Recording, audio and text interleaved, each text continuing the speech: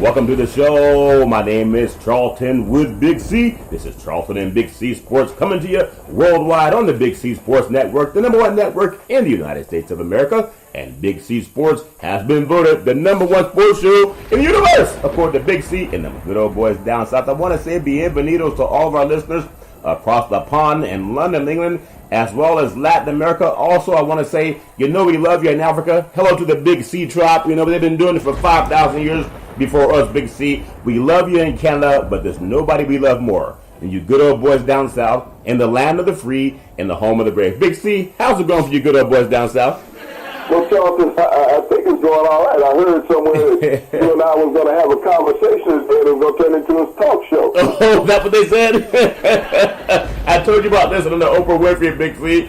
She also follows the land of the free and the home of the brave. Today is a beautiful November 17th, 2017, in the land of the free and the home of the brave. Big C, so much going on in the world of sports. We had a great basketball game last night in Boston Garden, and the Celtics win, a.k.a. Johnny Most. And you look at Golden State, and I know it's just one game, but how do they blow a 17-point lead, Big C? I thought the game was played in Boston, not Las Vegas, Big C. Your thoughts? Well, Charlton, you think about it. How much did you read into basketball and what were we in, November? Yeah, November right now. Okay, so, what's relevant in basketball is when you get to May and June. Yeah. That's where basketball is tangible, because can you sustain that over a 5 to 7 game series? Yeah. It's nice to see one game, and you expend a lot of energy when you come from 17 points down. Yeah. And I'm not taking anything away from what the Celtics, or was that the Cavaliers? I was waiting for LeBron to come off the bench and say, why is Kyrie Irving? How's he going to win without LeBron? That's what I was thinking, Big C. But it was a masterful showcase game for the NBA, Charlton, when you look at it in whole. Yeah. Everybody has put the rubber stamp on Boston being the best team in the East. Yeah. They are during the regular season, but until King James is unseated during the playoffs, Charlton, yeah. And we've seen what he's done. Last year, the Celtics won the East. Yeah. Cavaliers was in second place, so this is no different from last year.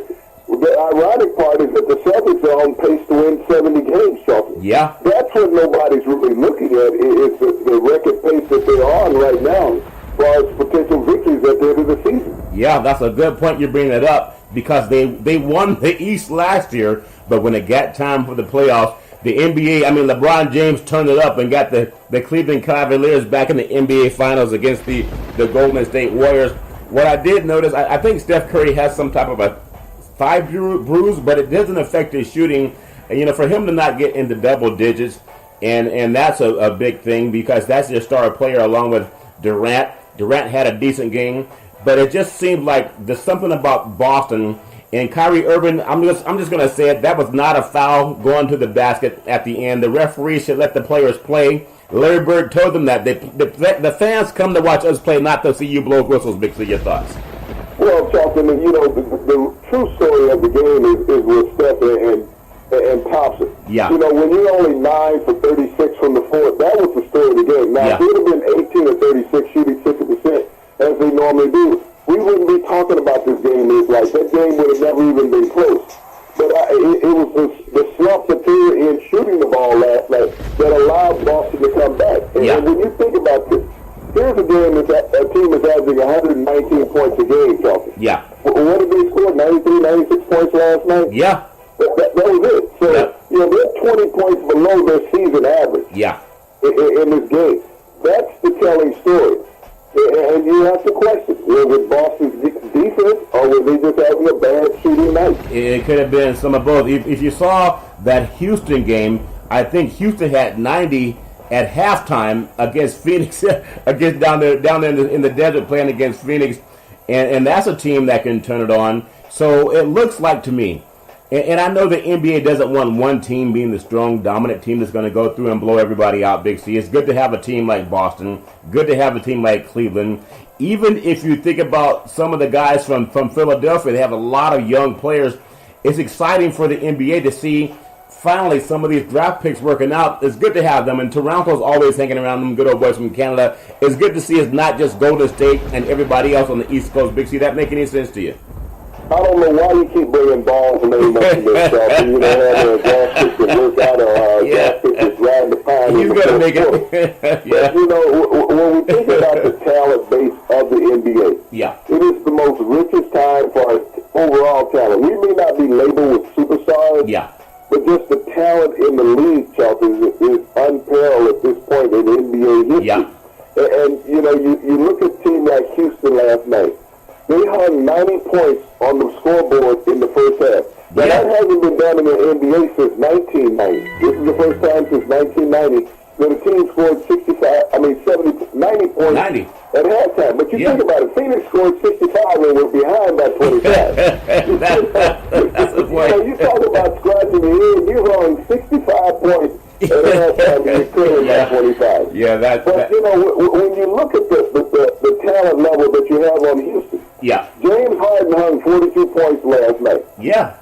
Chris Paul, this was his first game back. They brought him back against Houston because Houston is such an inept team defensively. They lost their head coach after the first 3 games of the season by having losing margins like that. So the next coach is in the same boat. It's not the coaches in Houston. In Phoenix. Somebody's got to figure that out, Charles. Yeah. But, Chris Paul came back last night, had a double-double. 13 points.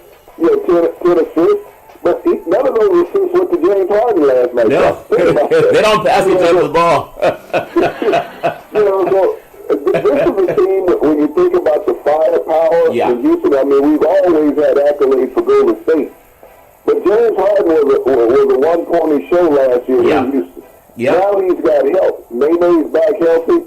Chris Paul, you got Beal, point guard. This is a team that can cause some havoc in the West. So when we talk about balancing NBA now, we have a half a dozen teams in the NBA that can play exciting basketball every night. Yeah, and they're definitely going to have to showcase that because they all know they're gunning for Golden State. And speaking of gunning, I do want to say this segment is sponsored by your Northern California Cadillac dealers, home of the all-new Cadillac Escalade, the standard of the world. And when you go by and test drive yours, tell them Big C sent you. So, Big C, we know basketball is great, and it is nice to have the NBA back. College basketball is back. It's almost a smorgasbord of sports. We just finished with the World Series with the Houston Astros winning their first World Series in the history of their organization. So, again, congratulations to Houston. Got some good old boys down in Texas that follow Big C Sports. So, also, I hope they appreciate what we do. But I do want to bring up, this is a real big season right now and a big time of year for college football. I know it seems like every week we're having a new who's the top 4, who's the top 5. And like Nick Saban said, it doesn't matter until they start playing. I want to run down some games and get your thoughts on the big college football games this weekend. And there's none bigger than Alabama versus Mercer. Nick Saban said the ratings don't matter or the rankings don't matter. I think he determined that by scheduling this team. How did they get this team on their schedule, Big C? Your thoughts? Well, everybody likes to have a financial windfall because of their football program. I'll take one. And that's what Mercer's getting this week to take literally a bet with from Alabama. This is a game this is a team that will ride the Tuscaloosa Charleston on a bus. Oh, they're on a bus? I thought they had airplanes for the NCAA teams, Big C. This team will take a bus trip because they're in southwestern Georgia, where Mercer is. And so it's maybe a 2.5, 3-hour bus ride from Tuscaloosa. So these kids, not only do you have to go to Alabama and get humiliated rather, but then you got to take a bus trip back home. Is it not a bus? Big C, on Greyhound. Is it the yellow bus that the school kids ride, or is it like the chartered bus? Which kind of bus they taking, Big C? Well, I'm hoping that they at least got a charter bus that they spend the money on the pain that these kids have to take this week going down to Tuscaloosa. Now, you think about it, Charlton. Mercer's only been playing football for the past 4 years. This is a team that program went away. They were a powerhouse back in the 40s. But this was one of those small colleges that football just wasn't big enough, and it went away. And they've been back for 4 years. Just think about it.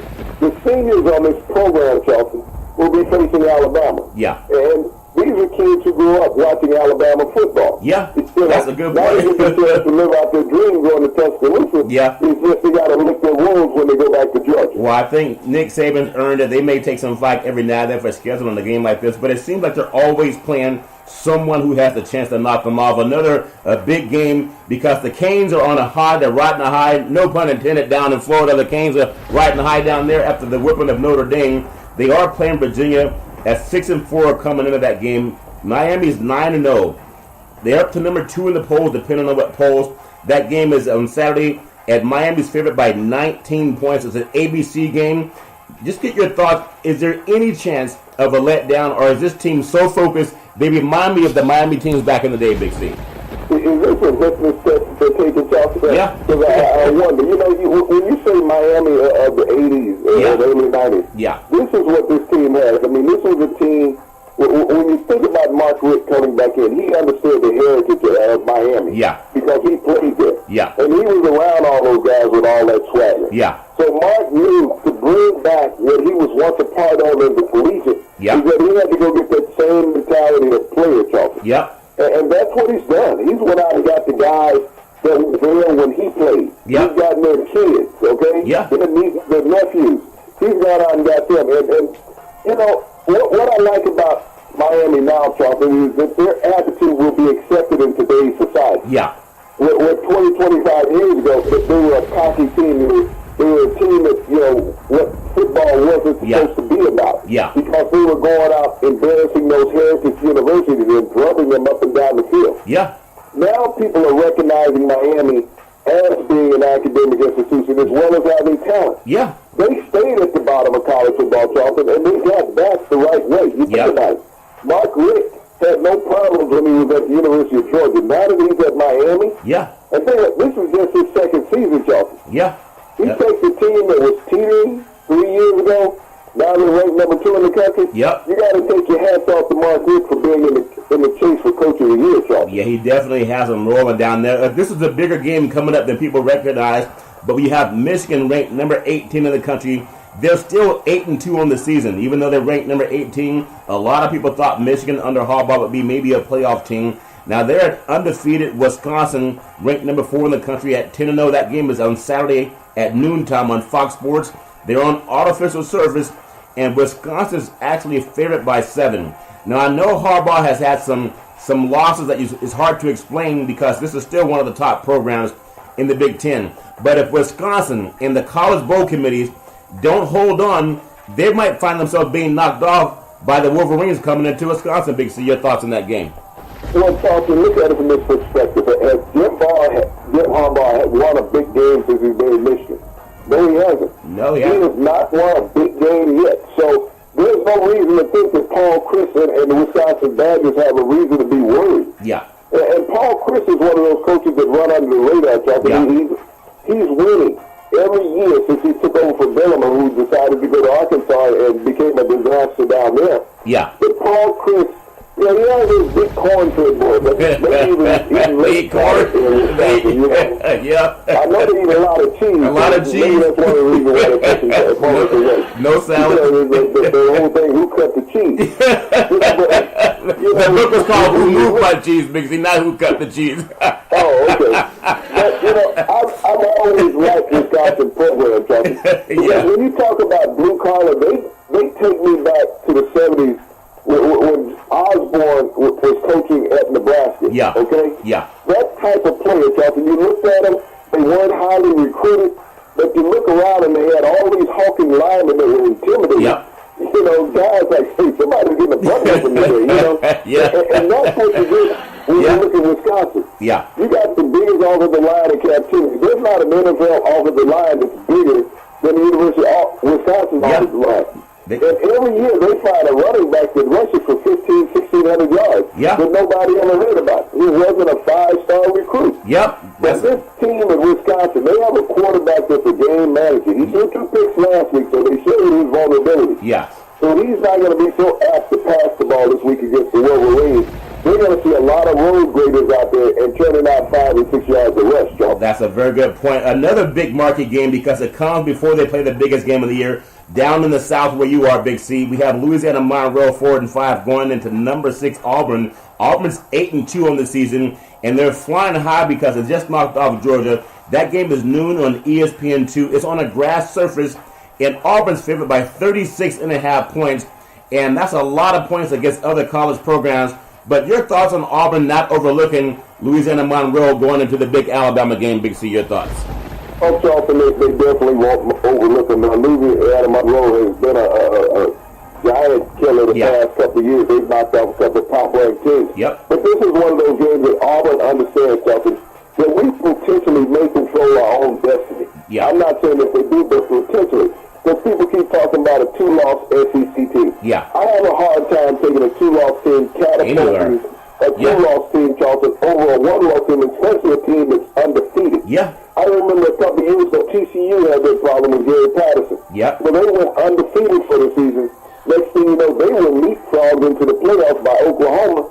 And Oklahoma's in the playoffs, and they were sitting at home. Yeah. And Oklahoma got drugged. Yeah. And yet this TCU team that was undefeated, all they could do is go to the Rose Bowl, Charleston. Yeah, that's a good one. This is the problem when they talk about the eye test. Yeah. You know, if you come out of a fight, you got a black eye and it's swollen closed. Yeah. You know you've lost. You know, they put that L on your side of the collar. So the other guy gets the win. So that guy that comes out of that fight, he looks pristine. He's sitting over in the corner combing or brushing his hair. Yeah. I kind of think that he's won. And that's the position that you have Wisconsin in right now and the University of Miami. Yep. They are undefeated. Yeah. But they're not looked at as the other three teams that are in the top four, Charles. Yeah, that's a good point. It reminds me of Conor McGregor when he fought Floyd Money Mayweather and he got knocked out. But they stopped the fight at TKO in the 10th round. And I remember McGregor saying, you know, he didn't put me down. It's not like, I mean, I could have still fought. And the ref said, you hadn't thrown a punch since the 9th round, Conor. So obviously, you know, sometimes you got to have somebody telling you to stop. But also, another good game coming up. TCU 14th in the country, 8-2. They're at Texas Tech. They're not playing for the bowl picture, but they are trying to get into that new conference championship they have in the Southwest Conference, now called the Big 12 Conference. We also have SMU 6-4 at Memphis, 8-1 on the season. But a game I want to get to also, because coming into the season, the University of Texas, one of the marquee programs in all of college football. You think about the Burn Orange, the 100,000 plus, and all the great high school programs down in Texas. I know they made a coaching change, got rid of Charlie Strong, who's I think 9-1 with South Florida. Well, Texas is 5-5. They're at number 25. West Virginia 7-3. That game is noontime on ESPN, and West Virginia is favored by 3 points. Big C, your thoughts on Texas? This is not what they expected. They were thinking they were going to get into a bowl game. Big C, your thoughts? Well, you know, ironically, Texas just can't find any offense, Charles. Yeah. That's their problem. They have the top defense in the conference. Yeah. But their offense is very lackluster, which leads to that 5-5 record. Yeah. Now, we all know that Tom Herman was an offensive coach when he was at the University of Houston. Yep. He was also Urban Meyer's offensive coordinator at Ohio State.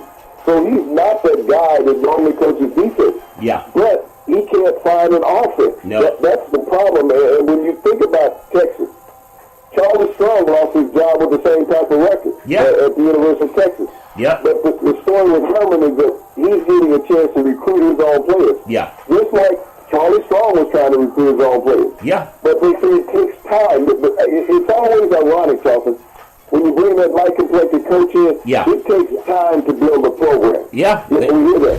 Now, Charlie Strong right now is sitting at 9-1 as the head coach. Yeah. Herman is sitting at 5-5. Yeah. I don't hear anybody telling make an excuse. It takes time. It takes time to go through. Maybe it does take time for Charlie Strong. Yeah. He's got one loss this year, so maybe he's not perfect. Yeah. Okay? Yeah, that's a good point, Bixie. Number 5, Oklahoma 9-1, rolling into Kansas 1-9. Gale Sears, Old University at 3:30 game on ESPN on the offensive serve. Oklahoma's favored by 37 with their Heisman Trophy candidate at quarterback. And this is another game, too, that makes a lot of people think what's going to happen. Kentucky 7-3. They're not that bad. They're at number 7, Georgia 9-1.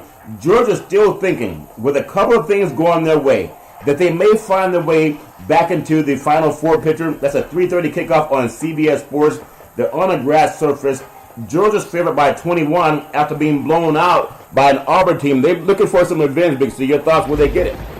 Well, they are looking for revenge, Justin, but are they still smitten from that loss last week? You know, the emotions can weigh on teams. We've seen that throughout the season. That you know, you come out and you're thinking that you got a victory, and every team has been knocked out, Justin, they were expected to win. Yeah. Basically by the odds makers. Yeah. This could be one of those trap games, Justin. It's an SEC game. Kentucky under Stoops haven't gotten to the point where they were expected to be. No. But right now, this is the best season that they've had, with 7 victories. Will they make it 8 against Georgia?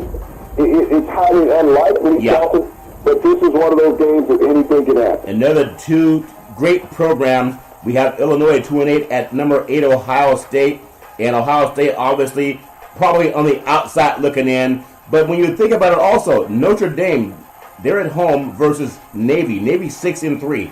The midshipmen tend to play them well. Notre Dame's 8-2, and they still have to go to Stanford on the West Coast. That's a 3:30 kickoff on NBC Sports. And Notre Dame's favored by 17.5. But they got a good licking given to them down at Miami. You think Notre Dame has any trouble bouncing back, knowing they also have to play a Stanford team on the road? Now, Navy's not a bad team. They're still 6-3 going into that contest. Big C, your thoughts? So the Navy is always one of those tough opponents for any large football team because they run the ball all the time. And they have this cut blocking that their offensive linemen do so well, Charlton. Yeah. This rear option attack is very hard to defend. Yep. And if you look over the last decade, look how many times Navy has beaten Notre Dame. Yeah. It has not always been a clear-cut case when Notre Dame has come in and favored. And they've even beaten Brian Kelly since he's been in Notre Dame, Charlton. So Navy does not have any fear. You know, you think about the men and women of our armed forces. Yes. And this is where the leaders of our armed forces come from. So we talk about Navy, all our commanders, all our officers. They come from the Naval Academy. So these are men of high integrity and well coached. They don't give up. Regardless of the score, they play hard every down. So this is one of those games that Notre Dame can really not afford to overlook, Charlton, because they can easily suffer 2 consecutive losses. Yeah, they're playing a good team that can control the ball on the ground. We have Syracuse 4-6 at Louisville 6-4 Nebraska. Man, back in the day, this would have been a great game with Osborne versus Paterno, but the Huskers are 4-6, and they're at number 11 Penn State 8-2. That game is 4 o'clock on Fox Sports 1. A grass surface. Penn State's favored by 26.5. They're also on the outside looking in. But I want to bring you out to a couple of games on the West Coast. And I know that these teams are not going to get into the Final Four. But I look at Arizona under Coach Rodriguez, 7-3. They're at Oregon, 5-5. Back in the day, this would have been a great matchup. A Pac-12 game, a 7 o'clock start on the West Coast. Oregon's favored by 1 at home. That shows you that Oregon, they're more in a rebuilding mode to be favored by 1 at home. Big C, your thoughts? Well, things haven't turned out this year as people expected to. At Oregon, Charlton, they got off to a fast start. They lost their quarterback. And it shows, you know, on all levels. Florida State lost their quarterback. They saw what happened to that program. The same thing has happened on the West Coast with Florida. I mean, not Florida, but Oregon. And people have seen over the past decade, Oregon has been a quarterback-driven team. They've had quarterbacks that can operate that system, that have moved on to the next level. But when you lose a guy that you put so much emphasis in, and he was a freshman, Charlton. And so you knew how talented he was to walk in and win that starting job. But then when you lose him, now the rest of the team went downhill because that backup, whatever year he was there at the university, was the reason he was a backup for all those years. That's a very good point, Big C. A couple more games on the West Coast. We have Nevada. They're at San Diego State, and that's a 10:30 kickoff on Comcast Sportsnet, and San Diego State's favored by 16. Air Force playing at Boise State. Air Force 4-6. Boise State 8-2 on ESPN2. Another 7:15 kickoff. But I want to get your thoughts on Utah 5-5 at number 15 Washington 8-2, and that's a 10:30 kickoff on ESPN on artificial surface at Husky Stadium. They're favored by 17.5.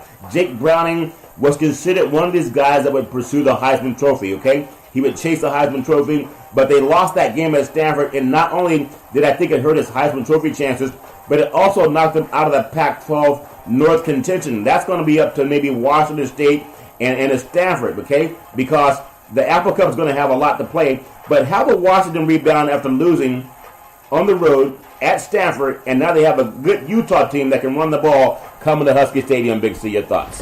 Well, Charlton, they have to look at what they did when they lost to Arizona State, okay? You lost to 2 teams that you should have easily beaten. And that's the challenge in college football, Charlton. How do you get these young men up from being demoralized the week before on a team that they should have easily beaten versus a team that's better than that? So Washington, you know, Chris Peterson's been a marvelous coach since coming over from Boise State. You know, turning that program around, having them in the Bowl Championship Series last year. And, you know, this year, unfortunately, they've lost 2 games. The West Coast, you know, it doesn't get the accolade of the East. I mean, when we talk about Auburn having 2 losses, there's no other team in the country that's talked about having 2 losses. And you look at the West Coast, there's several teams out there with just 2 losses, but none of them even being considered for the playoffs, and Washington's one of those, Charlotte, and they were there last year. Yeah, they beat each other up a lot. We have the big game, Cal Berkeley 5-5 at number 23, Stanford 7-3. That's on the farm, an 8 o'clock kickoff on Fox Sports, a grass surface. Stanford's favored by 16, and this game will sell out because they've been doing it for over 100 years. But I want to finish up with college football, get your thoughts on the big game in Southern California. Now, USC, in Southern California's mind, they're out of the national championship chase, but there's always a chance to win the Pac-12 and go to the Rose Bowl. So as the Rose Bowl is your consolation prize, that's not too bad, Big C. But I want to get your thoughts on these 2 quarterbacks and Josh Rosen out of UCLA. They consider him a first-round pick. You have Sam Darnold out of Southern California. They're ranked number 10 in the country. Had a big loss to Notre Dame a couple of weeks ago, and then they lost on the road at Washington State. So they're not that bad a team that they were banged up. But what does this game mean for the NFL guys and all the scouts that are going to be there watching Darnold and Rosen go at it? Big C, your thoughts? Well, Charlton, that's basically what this game is. You got 2 guys jockeying for draft position. Yeah. To decide whether Donald will come out or not. We understand that Rosen most definitely will be coming out. Yeah. But that's what this game is about. You think about both of these quarterbacks, Charlton. Both of them have 6 300-yard passing games on the season. Yeah. So we know that they're going to put it in the air. When we see a shootout like we saw a couple of weeks ago at Bedlam, at Oklahoma State, when Oklahoma was in town, and they counted for 1,100 yards passing, I don't think we'll get that high. 750 to 800 yards is very realistic, Charlton. I don't think either team would put out much of a running game. This is a game that's going to be won in the air because both of these guys, being in the city of stars, and they want to outshine each other. Yeah. And so I'm looking for a pass fest this week out there in Southern California. And it should be a great crowd, over 92,000 at the Coliseum. I do want to say that sports is a billion-dollar industry, and boys and girls sports is the foundation to this billion-dollar industry. And for every athletic and sporting event, you need athletic and event insurance. We work with Ben and Mark. They've been around half a century. They work with Big C Sports, whether you're a pro team, a collegiate team, a high school team, or even your mom and pop soccer league. When you reach out to them, let them know that Big C sent you. I do want to take about a 1-minute break before we get into the NFL. I know that's your favorite thing, but we do want to pay homage with Big C Sports on some of the top high school football programs in the country from coast to coast. We look at number 1, Modern Day of Santa Ana, and they're the number 1 ranked high school football team in the country. Number 2, IMG Academy out of Bradenton, Florida. Number 3, American Heritage out of Plantation, Florida. Number 4 is Allen, Texas. And they have, I think, a $60,000 or $60 million football stadium, and that's a high school. I doubt if they take the bus like some of those college programs taking the bus to go play Alabama Big C. So congratulations to those good old boys down south. Also out west, number 5, Centennial, Corona, California. They're ranked in the country. Number 6, Ben Davis out of Indianapolis, followed by number 7, Trinity of Louisville, Kentucky. Number 8 is Birmingham, south of South Jordan, Utah, and number 9, St. John Bosco, another school from California, out of Bellflower. Josh Rosen's old alma mater. And number 10 is Bishop Gorman out of Las Vegas, Nevada. And congratulations to the high school football programs out there that are doing it well. Big C, I know you love the pro football matchups that we have coming up this weekend. I'm going to go to one that has more tradition than it does excitement. Week 11, the Detroit Lions 5-4 at the Bears 3-6. That should not be acceptable for a Bears program that's considered one of the greatest franchises in sports. Sunday, 1 o'clock start on Fox Sports. Tom Brenneman, Chris Spielman, and Peter Shager have the play-by-play. Big C, your thoughts on why this game has lost its luster, Big C? Well, Charlton, the Bears have been where they are for the past couple of years. A team that's building for the future. Yeah. You sit there and you play Jay Cutler 3 years too long in the organization. Yeah. And nobody offensively in the league wanted to play with him. No. Because they knew that he just was not motivated as a quarterback and didn't know how to motivate a team. Yeah. You look at what Caldwell has done in Detroit and turning around that feeble franchise that they had there in the Motor City. Yep. Their biggest problem is their quarterback. That he's to come from behind king in pro football. That doesn't bode well when all you're doing is coming from behind.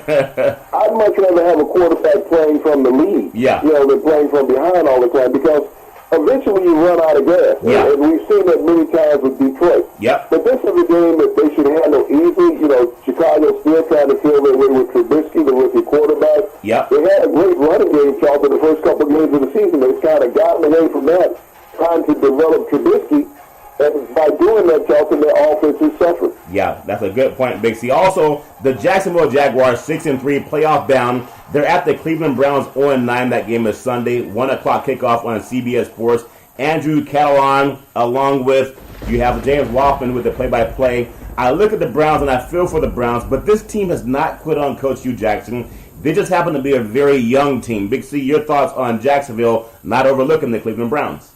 Well, what did Ben McAdoo say last week when the Giants lost to San Francisco? Well, they're still going to get paid. They're going to get paid anyway, yeah. They're going to cash the check anyway. You know, and that's basically what this game is, something. They're still going to get paid because yeah. when you look at the Browns, I mean, these have become the hapless Browns. I mean, yeah. People think about remembering, and I know you probably don't, the Tampa Bay Buccaneers of the mid-70s. Oh, yeah. Came in as a franchise in the NFL, and they went a couple of years without winning a game. But the Cleveland Browns have been around. They're historic franchise that won NFL titles on multiple occasions back in the 50s. And all of a sudden, Charlton, this franchise, when they fell on hard times, they fell flat on their face. Yeah. And the biggest problem is they hired all these analytics people. Yep. Who were thinking about baseball. You don't change quarterbacks, two-thirds of the way into a football game and say, okay, now we got this going. I'll change him after a couple of innings. Yeah. It's so different. And so when you take the people who equate the numbers in baseball and put them in the front office and saying this is how the team should be run, it doesn't pan out, especially in football. Yep. But this is a game, when you think about Jacksonville, Charlton, we will find out if Jacksonville is the truth or will they play down to their competition level. That's a very good point, Big C. Another game coming up on NFL Sunday. The Baltimore Ravens 4-5 at the Packers 5-4. That game is Sunday at 1 o'clock kickoff on CBS Sports. The great Kevin Harlan, Rich Gannon, and Jenny Dale have the play-by-play. When you look at this, I think these are two teams. Obviously, everyone wants to believe they still have a chance at the playoffs.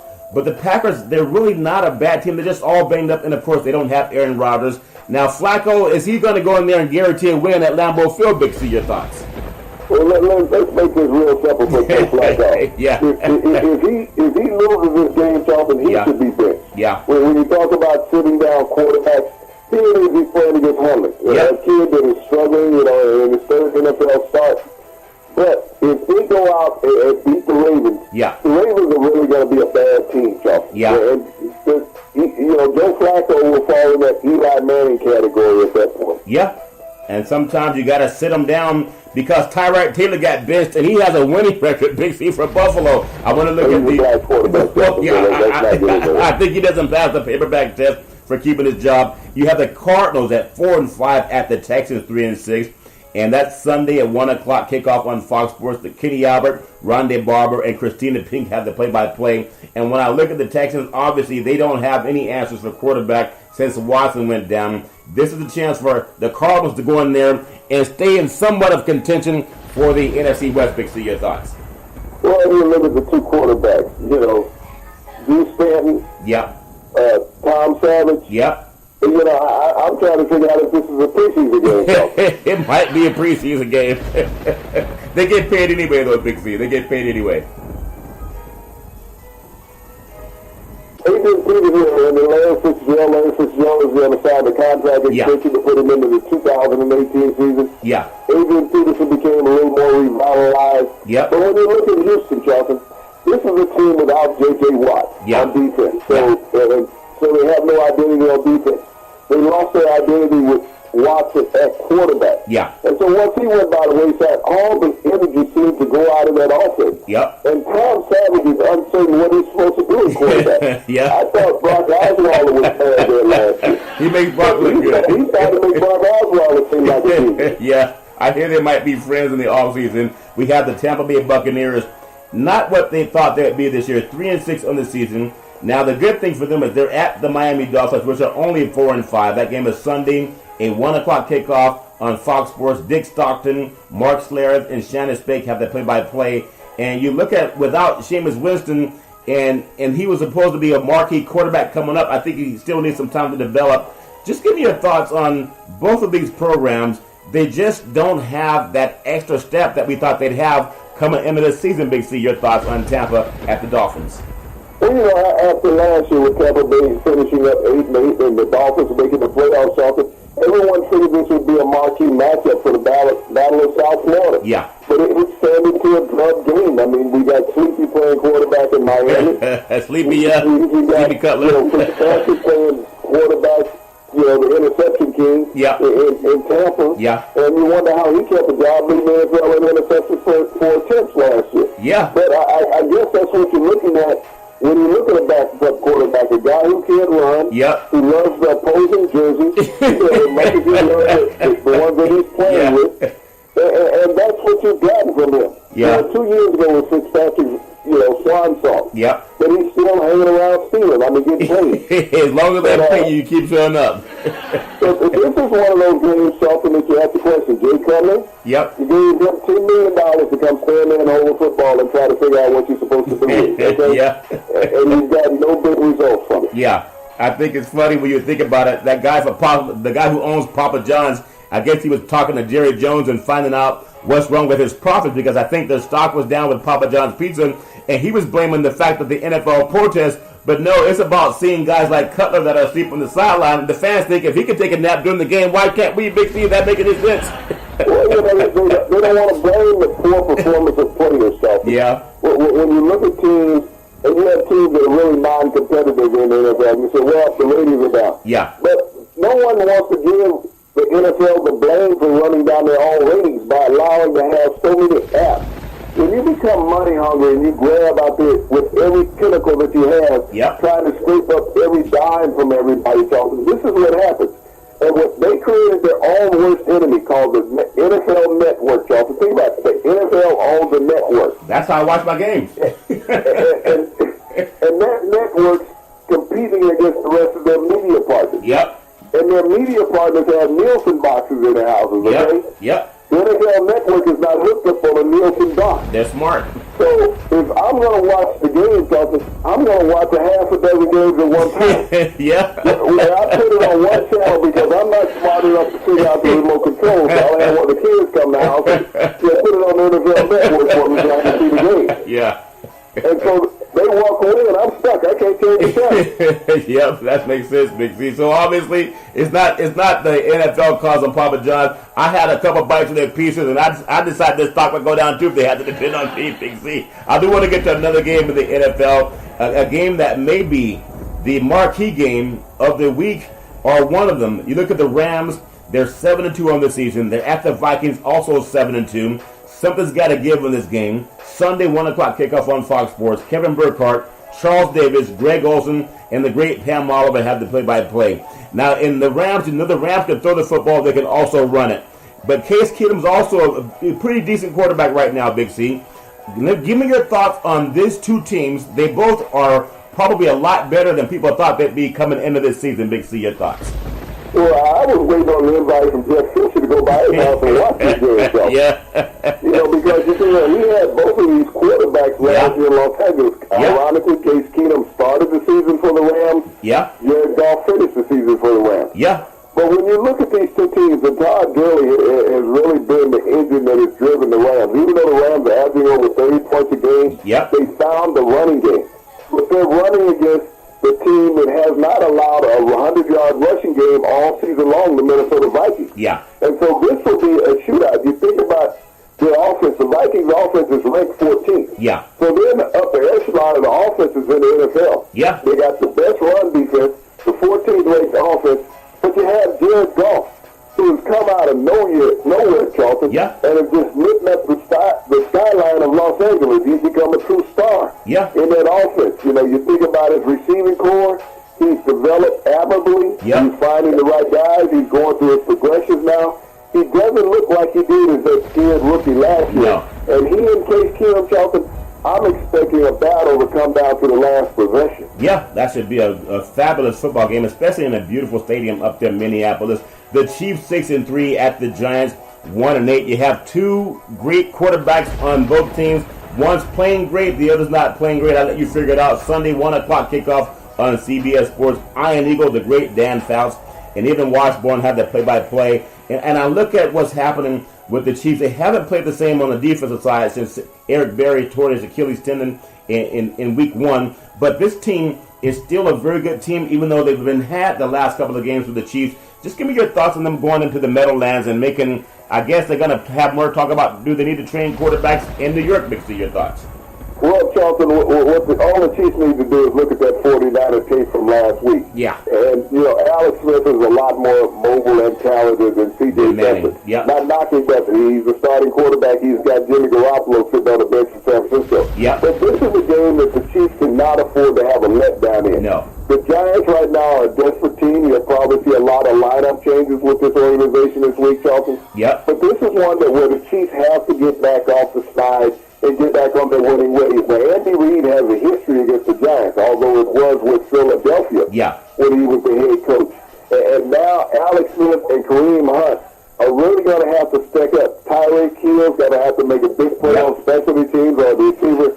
But the Kansas City Chiefs are desperate for a win, and they cannot fall to the hapless New York Giants this week, Charles. That's a very good point, Big C. Another big game, especially for the East and the NFC is concerned. The Redskins at 4-5 at the Saints 7-2. They've really turned it around from what they did last year. You look at the New Orleans Saints and how much better football they're playing with Drew Brees. That game Sunday, 1 o'clock kickoff on Fox Sports.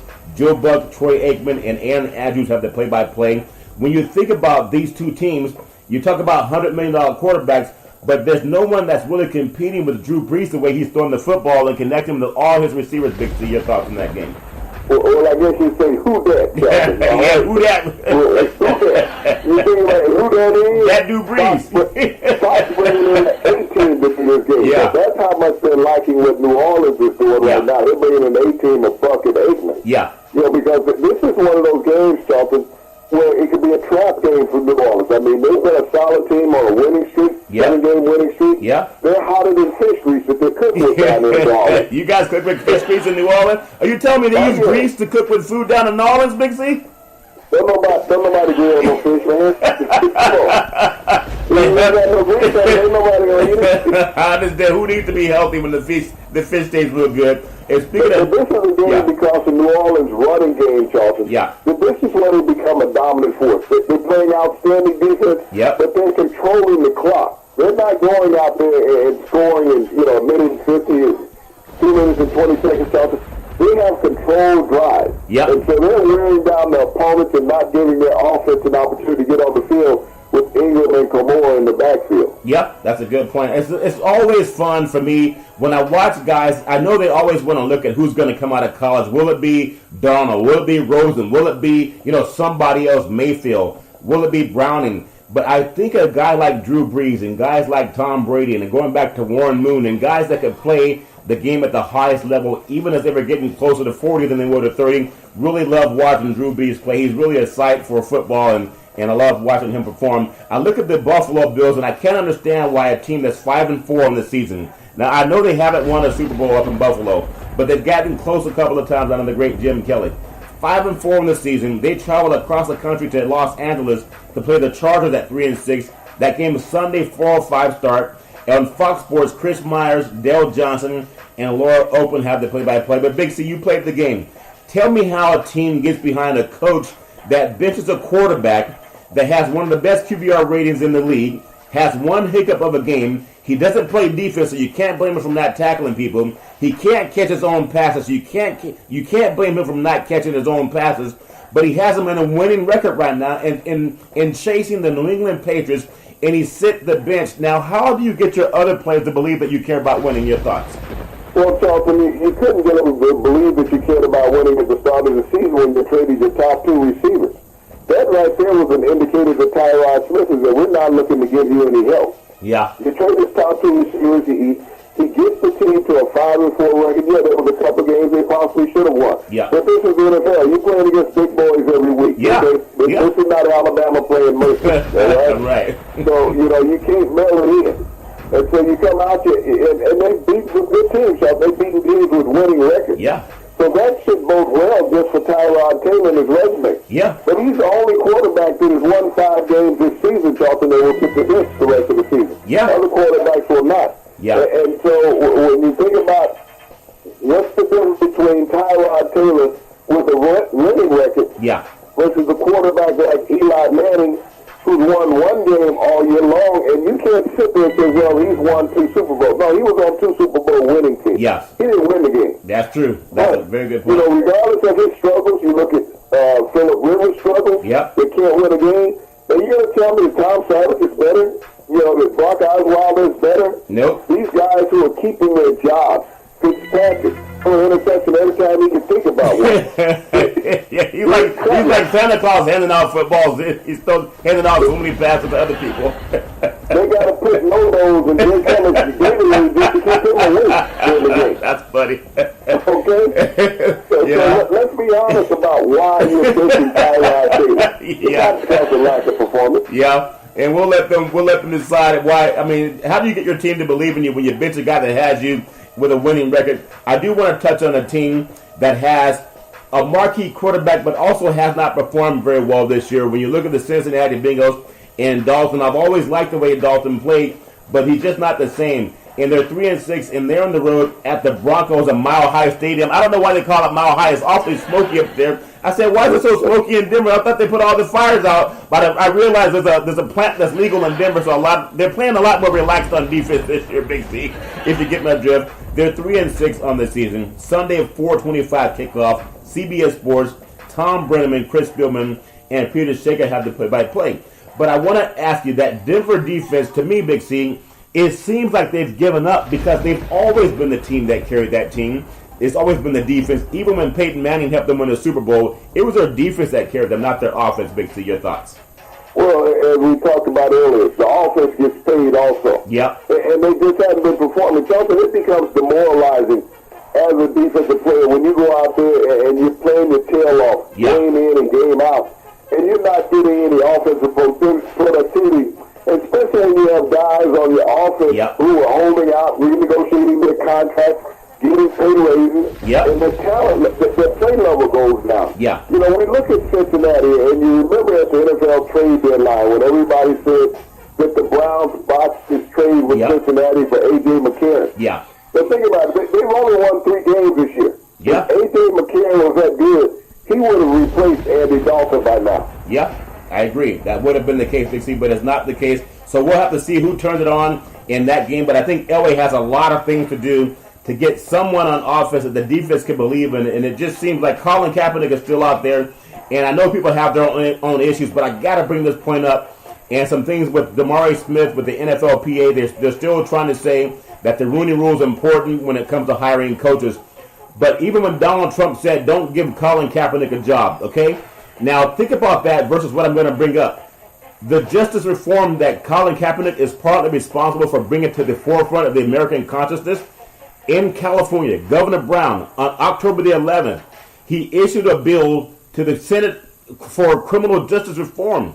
And all that means is it eases punishment for juvenile offenses, because a lot of African-American boys, once they get put into the system, they keep that record for them for the rest of their lives, where a lot of white kids get counseling for the same challenges. You can Google the Kerner Commission for that. Also, when it comes to setting bail, if you don't have bail, then oftentimes your family can't even get you out. So you have to go through a system to make it possible. Where a lot of white kids get counseling for what's happening now with this opioid epidemic, a lot of black kids were sent to prison and they were incarcerated for the free labor during this so-called crack epidemic. There were still 2 substance-related issues, but people of color were treated more draconian than our white counterparts. And I applaud Colin Kaepernick for taking a stand for that, because it got the attention of Governor Brown in California, one of the more progressive states in the union, but also Roger Goodell. They've commissioned a letter to Congress to help pass this law to get kids more counseling as opposed to prison. Big C, is that worth taking a knee for? Your thoughts?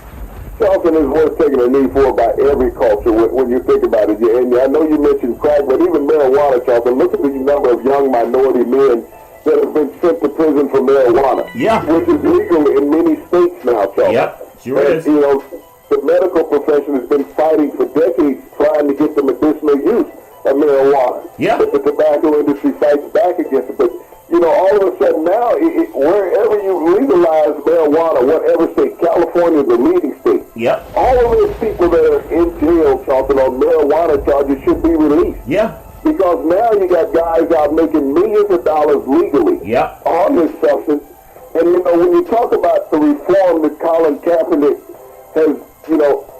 snowballed here in America. Yeah. We look at that also with all these women who've come out against these sexual predators and sexual offenders. Yeah. Colin Kaepernick helps empower these women that are coming out now. And I want to bring up a great point. Sarah Huckabee Sanders, Yeah. your neighbor, your girl, ex-girlfriend. She's not my neighbor. That's how rumors get started. Don't start rumors, Big C. Okay, well, she was somebody's ex-girlfriend, and there's a reason for it. Yeah, ex. At the White House press briefing today, Yeah.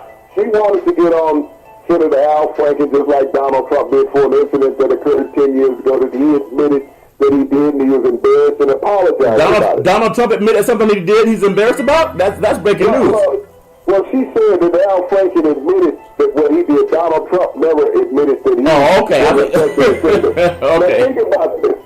Now the press corps asked her, why hasn't the president sued any of these women that he said made these false accusations against him?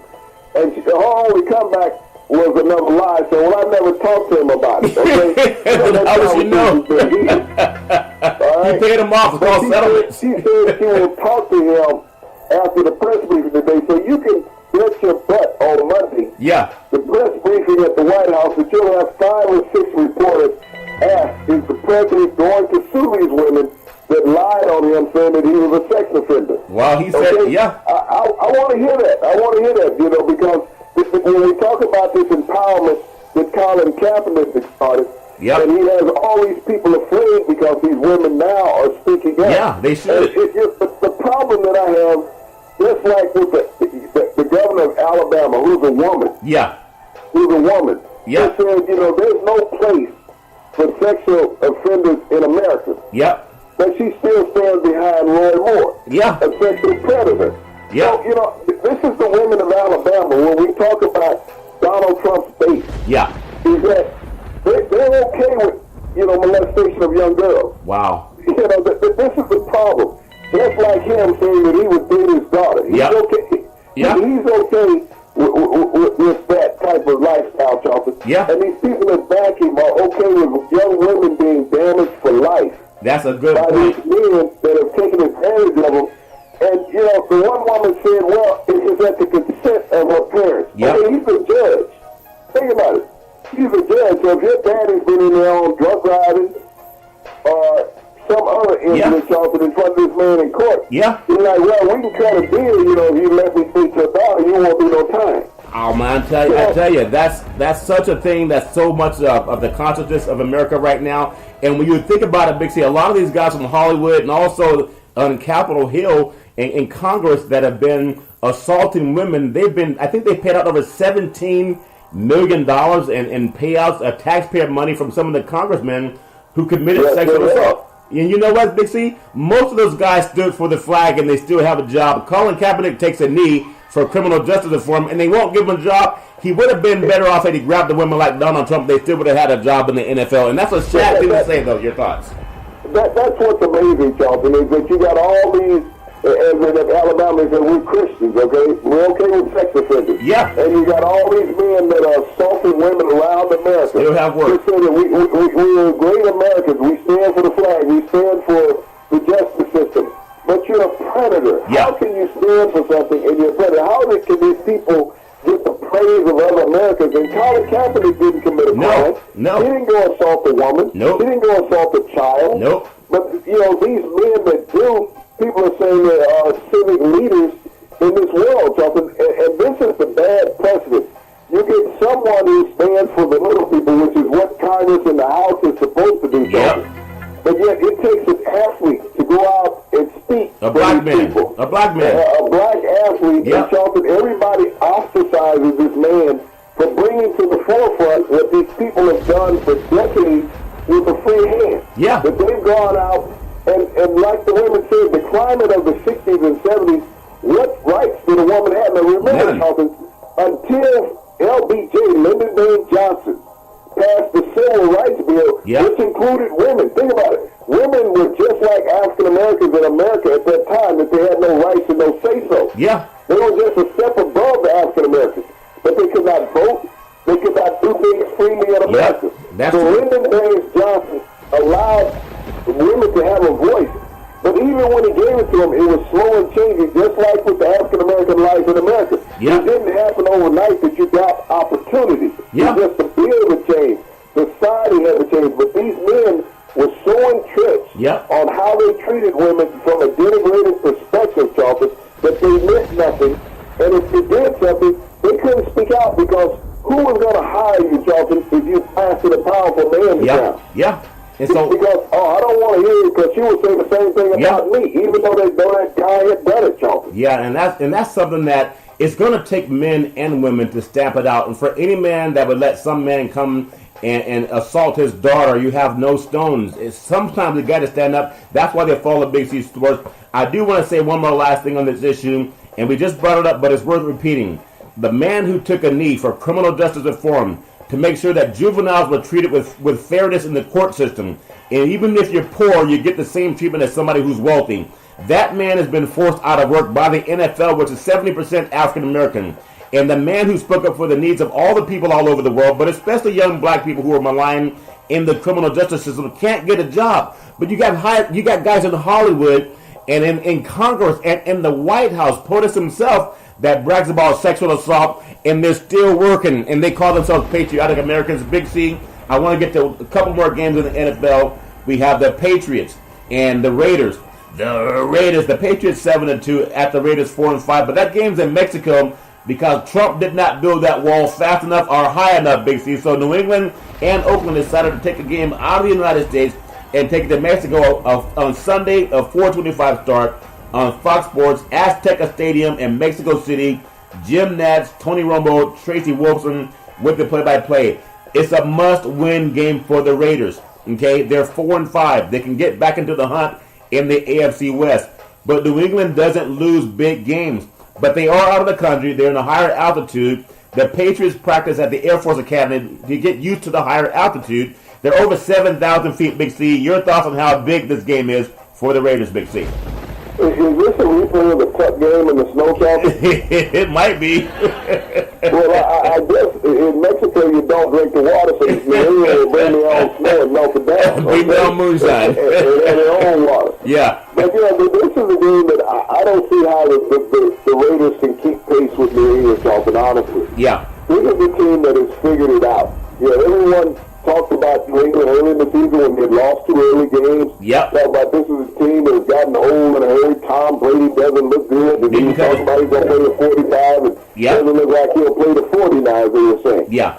But all of a sudden, Bill Belichick finds the missing pieces, Charlton. Yeah. You think about, they just brought back Mark Bennett 2 weeks ago after he was cut by Green Bay. He's in the lineup last week. Yeah. Think about the depth that they have at the receiving corps. He went out and got 2 receivers during the offseason. Yep. And they lost Julian Edelman. They haven't missed a beat, Charlton. It was just about everybody getting in sync on this team. They have three interchangeable running backs, Charlton, that had a huge night last week when they played. And this defense find ways to win. People keep questioning Bill Belichick. He's not coaching in Cleveland anymore, okay? He's coaching in New England. He's coaching a team that knows how to win. And we talked about it earlier with Drew Brees being a quarterback that's closer to 40 than he is to 30. Tom Brady has been doing it since he started at Sarah High School in San Mateo out here in Northern California, then going to Michigan. Think about it. Before Brady went to Michigan, he was actually going to go to Cal Berkeley. His father wanted him to go to Cal Berkeley and stay in the Bay Area. And then going to Michigan and then getting the chance to play for New England because the starting quarterback got hurt, and he's never really looked back. And now I look at him, if I go back to when he came to the league, he reminds me of a Derek Carr. 2 guys that have a lot of praise. Derek Carr played at Bakersfield Christian out in California, went to Fresno State, followed his brother David Carr, and now here's a guy that has been given a $125 million contract, and the Raiders only have 4 wins at the 11th week of the season, even though they've had their bye week. So for the Raiders, I just want to get your thoughts on this win. This is more than just winning a game. This is about what direction the Raiders take. Not only did Davis take the team out of Oakland and go to Las Vegas in the next 2 years, but they're losing a home game, which is home revenue, and also some of the taxpayer money that's been gone into to rebuilding or refurbishing the Coliseum. I think it's a bad look from the organization. It's a bad look overall. So what does this mean if the Raiders don't get this win, Big C? Your thoughts? Well, Charleston, how excited will Vegas have to be bringing in a losing team? Yeah. Okay? Yeah. It was all a honeymoon last year while the Raiders had a winning season. Actually, the AFC West was looked at as the best division in pro football, Charleston, when you had 3 teams with over 10 victories in it. Yeah. And now you're looking at a division where you might have one team to get 10 and Kansas City doesn't get off the snide. Yeah. All right? That's a good point. And so the Raiders, this offense, when you look at it, how much did the Raiders lose offensively? You know, you lose your top running back, you lose your tight end, and you lose an offensive lineman because of salary cap implications. Yeah. You're never the same team year after year in the NFL. Yeah. And you lose 1 or 2 critical players, Charleston, and all of a sudden the chemistry is not there. Yeah. You had Carr get hurt early in the season. You know, you didn't have a running game. You bring in Lynch. You don't give him the ball. So they made some bad moves from a coaching perspective. Jack Del Rio got a little ahead of himself after having a winning record. Yep. And he hasn't been the coach that he was last year, Charleston. That's a very good point. Back across the border, because they still haven't built that fence that Donald Trump promises. He promised he's going to keep segregation in the South, but not segregation to the east across the pond. The Eagles, 8-1 on the season. At the Cowboys, 5-4. Marquee matchup, especially for the NFC East. That game is Sunday on 8:30 kickoff on NBC Sports. The great Al Michaels, Chris Collinsworth, Michelle Tafoya. The Eagles have rushed for at least 120 yards in each of their last 5 games. Carson Wentz is playing great. Dak Prescott is a great quarterback, but the offensive line gave up 8 sacks last week at Atlanta. Now they're playing another bird. See, I don't know if they have an issue playing against the Birds. They also lost last year to those Birds up in Philadelphia. But this game, there's no Ezekiel Elliott. Jerry Jones has lost the focus of his team. He wants to sue the NFL. He wants to fight for one player more than fight for the whole league when it comes to who's doing the right thing or not. I just want to get your thoughts. Have the Dallas Cowboys become a team that was headed to the Super Bowl to a team that may not even make the playoffs, Big C? Your thoughts? Well, Charles, when you talk about bird season, there's a couple of turkeys in the neighborhood who's going to be in trouble this weekend when I sneak out of the house. Yeah. You know, when you look at the Cowboys, Charles, the Cowboys' problems run deep. Yeah. You know, you had an owner that was so egotistical that he didn't believe in his players. No. And he threatened them. Yeah. And, you know, I think these threats go a long way. As players, you don't always have to take an action that you think is detrimental from a fan's perspective. Yeah. That you could get back in an organization in other ways. Yeah. And that's not playing optimum football. Yeah. And people think that it doesn't happen. It actually happens. Yeah. Yeah. When you had Jerry Jones threaten his players, I'll sit him down. Roger Goodell said, I'll do it for you. Paul Smith is sitting down at offensive tackle. Yeah. Is he hurt or is he just doesn't want to play? He's not going to play this week, may not play next week, okay? Yeah. And so when you see key elements, I know that Sean Lee is supposed to be here, the middle linebacker. Yeah. But when you look at critical elements of an organization, and you put it all, and everybody says, well, Dak Prescott is struggling.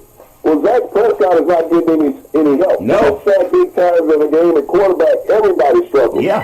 That's just the times you're sacked, not the times you're hit. Yeah.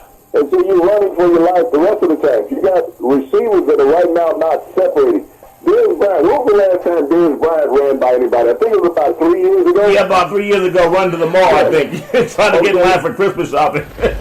Yeah. Dez Bryant is not getting separation. He's not helping out Dak Prescott. No. Jason Witten, he's never more than 5 yards down the field catching a pass and getting hit so that he catches the ball. Yeah. So people are asking, what's wrong with Dak Prescott? What's wrong with Dallas' receivers? And especially the coach, Garrett. Okay? Yeah. Jason Garrett didn't have to have the sense to give Dak Prescott any protection. He didn't give those backup offensive tackles any chip protection last week in the game, Charles. No. So they will run amok. I mean, you got a guy sitting out on the island who hasn't played in 3 years. Yep. And now he's starting in the NFL game. This is a game for Philadelphia, Charles. You think about Carson Wentz and what the Eagles can do, even though Alshon Jeffries may not play in this game. Yeah.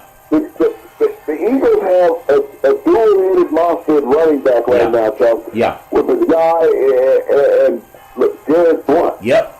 But the receiving core is solid. The defense is solid.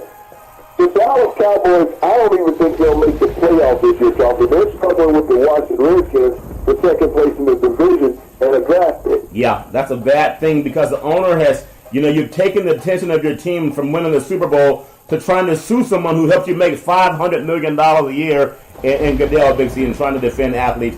Last game, Monday night, the Falcons. Another bird. What's it with the bird? Is it getting close to Thanksgiving? Every game we got birds everywhere. We got birds all over the place. There's a movie back in the day called The Birds that was also done up in Northern California. But the Falcons 5-4 at the Seattle Seahawks. Another bird, Big C. I can't get away from these birds. I'm kind of scared of these birds, Big C. But I guess we'll see Alfred Hitchcock show up too. Don't have Alfred Hitchcock show up at the bird game, Big C.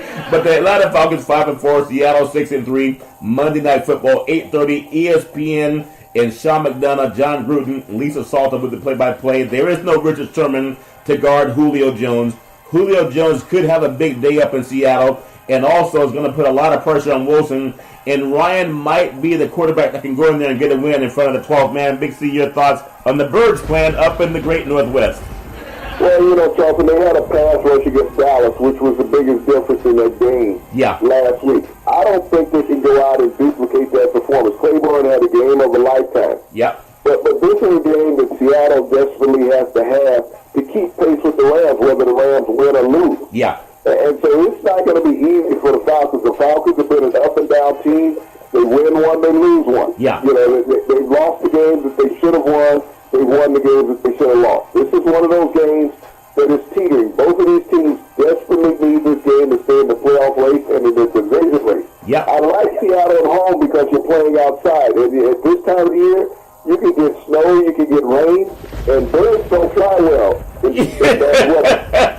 Yeah, I know they don't fly well, Big C, but that's going to be a good game to watch because so much is in the hands of these two great quarterbacks that may not have the full supporting cast all around them. Big C, back in the day, there was a man by the name of Drew Bondini Brown. He was Muhammad Ali's right-hand man. He would always tell Ali, with all you got to use, how can you lose? Rumble, young man, rumble. Big C, what are you looking forward to in the sports universe? Well, Charlton, it's not something that I'm looking for, but I want to pay homage to somebody that we lost yesterday in the world of boxing when you speak about Muhammad Ali, the fight doctor, Fergie Pacheco, 94 years old, lost his life yesterday, Charlton. He had been the cut man for the great Muhammad Ali for over a decade in his corner.